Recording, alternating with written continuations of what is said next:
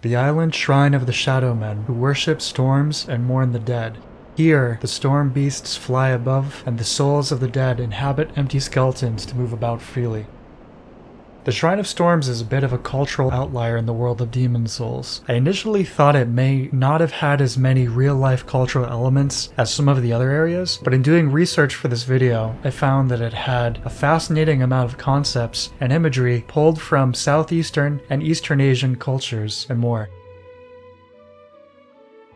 It's a place of paganism, but also features a naturalist Eastern outlook on the afterlife, in contrast with the straightforward monotheism of the other areas in the game. The people that lived here had a deeper connection with the natural world, and their idea of an afterlife was to become one with the storm, the wind, and the water. The path followed through the Shrine of Storms is that of a member of their dead, proceeding through their rituals, and ultimately being purified and prepared for a form of sky burial. Sky burial is the practice of placing human remains in high places in order to be consumed by scavenging animals like vultures. The idea is that the soul has moved on and left the corporeal flesh behind to be returned to the earth. You can see why this concept has relevance to Demon Souls. As a result of the sanctity of the sky, birds are considered here holy creatures. Note also the 4-winged hawks that fly above the shrine, an example number 9,999 of the rampant attention to detail in these games. The art book elaborates on the smaller secondary pair of wings they have. They are used for gliding and will eventually become vestigial and disappear as the species evolves. Finally, you have the double-winged hawk girl, also known as Sparkly, a mysterious intelligent being that resides at the highest point of the shrine.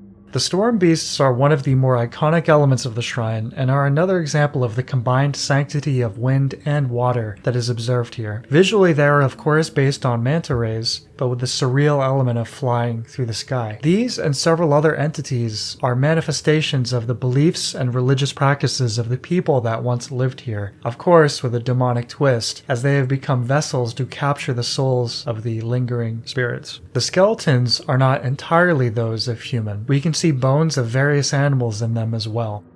They are not worn as decoration, although they may have been in life. They've been integrated in some way.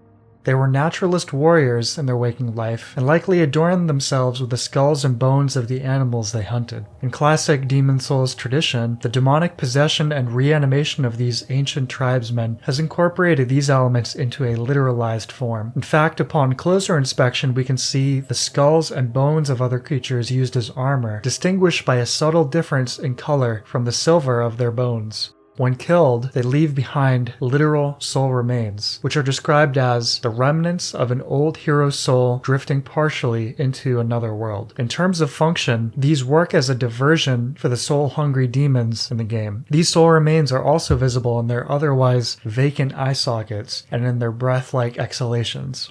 They are wearing some subtle jewelry too. We can see rings on their fibula and ulna, and a large decorative bracelet on their radius bone.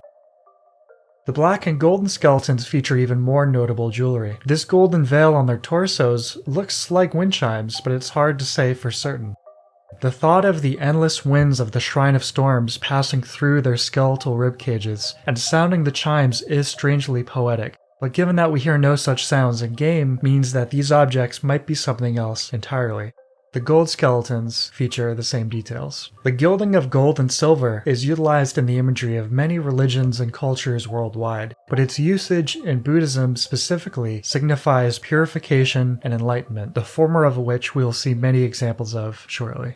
The most famous example of this is the Rokuanji Temple in Kyoto, Japan, or Buddha statues found throughout all of Asia, such as this one in the Mahamuni Temple, located in Mandalay, Myanmar.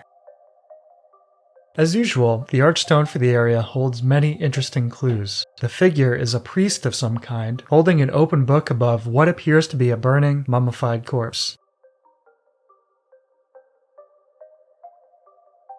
The appearance of the character Satsuki here, and abundance of items such as katanas, the Ronin ring, the Kalij, etc., reinforce the Eastern influence of this area.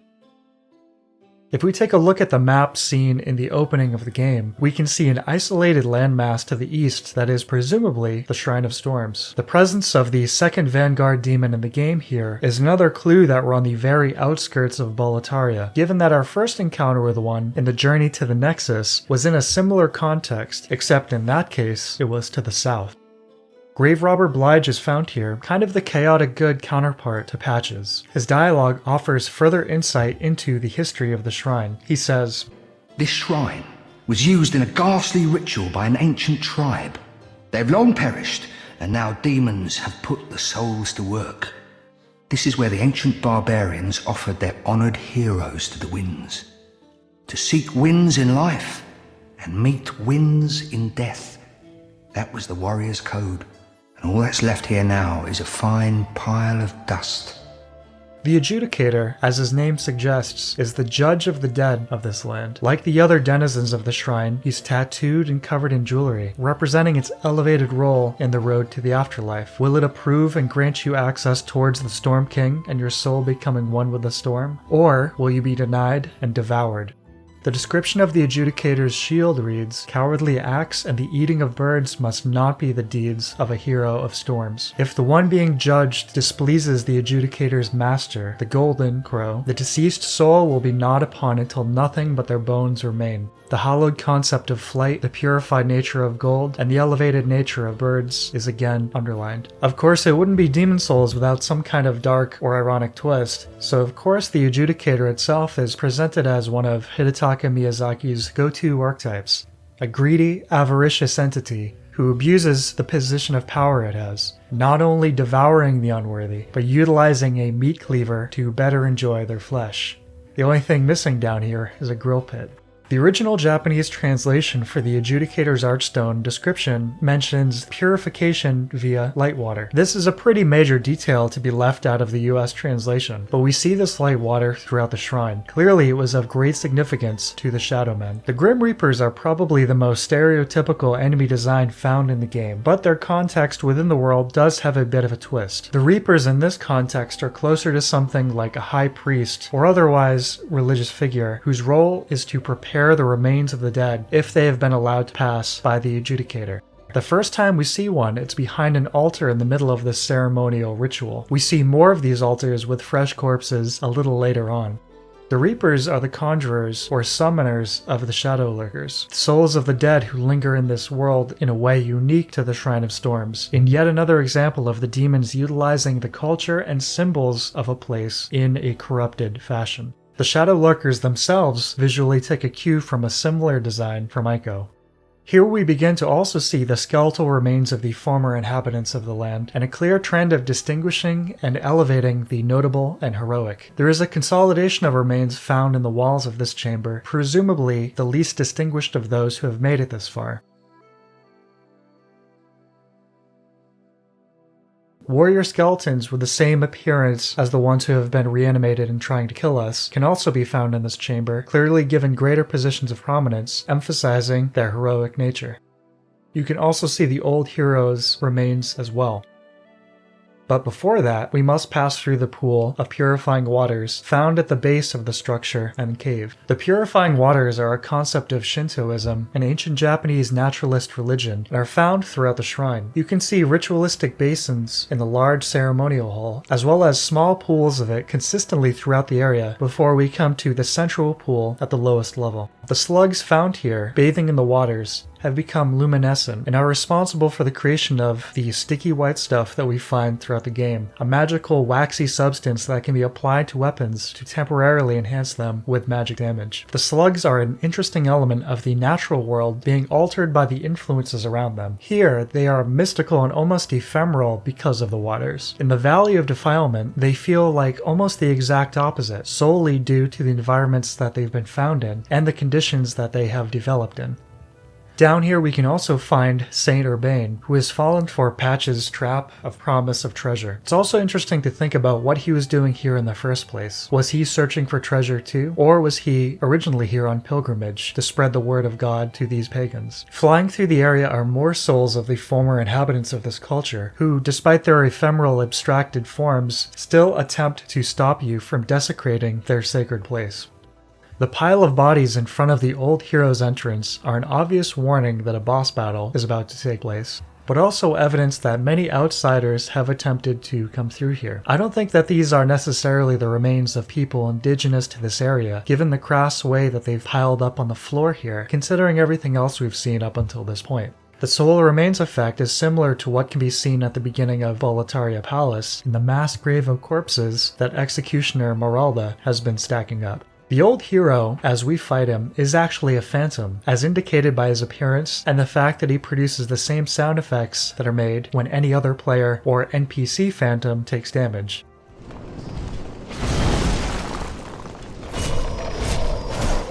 You can see the same tattoos, jewelry, and general sense of style as the Adjudicator and the Skeletal Warriors. His death animation is almost identical to one of the enemies from the Northern Limit area cut from the game. Check out this video by Thens, putting the two side by side. Looking closely, they have very similar outfits on as well.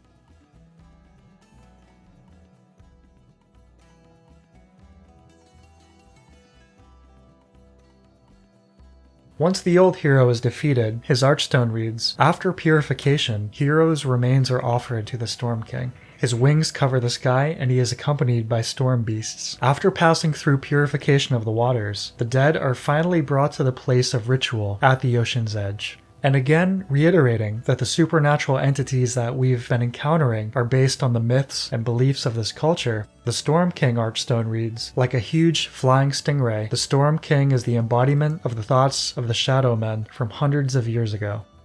In Chinese mythology, Peng is a giant bird thousands of miles wide that transforms from a giant fish thousands of miles long. Its name originates from the Zhuangzi. When it rises, its wings are, quote, like clouds all over the sky.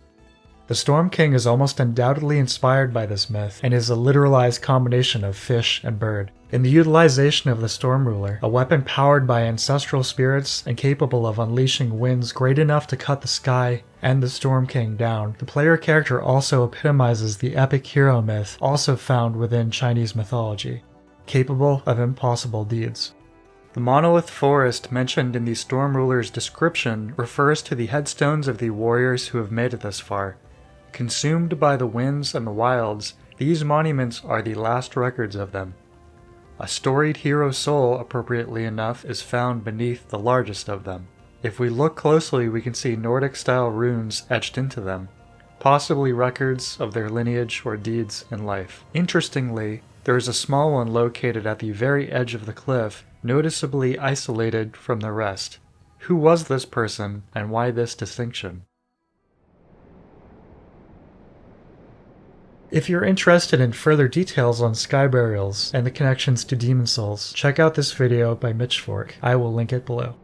That does it for the Shrine of Storms. I would love to hear anyone else's thoughts on these topics. Feel free to leave a comment below if you have your own observations on this mysterious area. This has been the third in a series of videos closely looking at the areas of demon souls. Here are links to the first two, the Tower of Latria and Stonefang Tunnel. I plan on covering the rest of the game in equal detail eventually.